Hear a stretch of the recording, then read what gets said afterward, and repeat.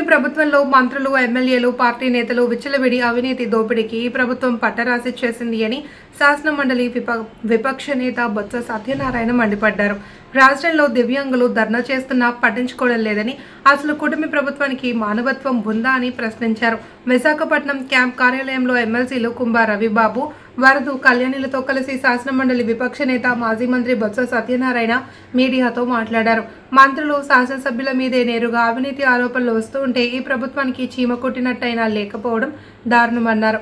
15 నెలల కాలంలో 16 దఫాలు ఢిల్లీ వెళ్లిన సీఎం చంద్రబాబు ఒక్కసారైనా ప్రధానితో స్టీల్ ప్లాంట్ కోసం ఎందుకు మాట్లాడలేదని నిలదీశారు.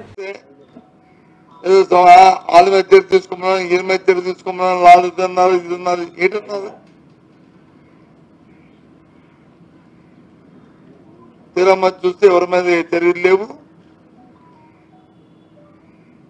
మేము అడుగుతున్న చర్యల కంటే ముందు ముఖ్యం పరివర్తన లేదు. కొన్ని ఏదో చెప్పారు, మళ్ళీ మన్నాడు ఆ ఇన్సిడెంట్ ఇంకో ఇన్సిడెంట్ జరగలేదన్నాకి ఏ రోజైతే చెప్తారో సీరియస్ గా ఉండమని, ఆ మన్నాడు ఇంకో ఇన్సిడెంట్, ఒకటి కాదు రెండు కాదు,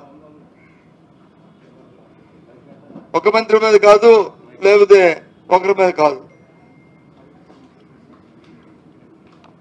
ఒక వ్యక్తిత్వం ఎంత ఎక్కలేదు, ఒకళ్ళు వచ్చి కొంత ఎక్కలేదు, మొత్తం అందరూ కూడా అలాగే ఉన్నారు ఆరోపణలు. అయితే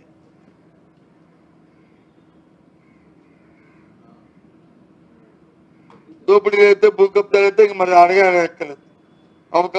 అవకాశం వరకు దోచుకు తినేస్తారు, పెద్ద స్థాయి నుంచి కింద స్థాయి వరకు.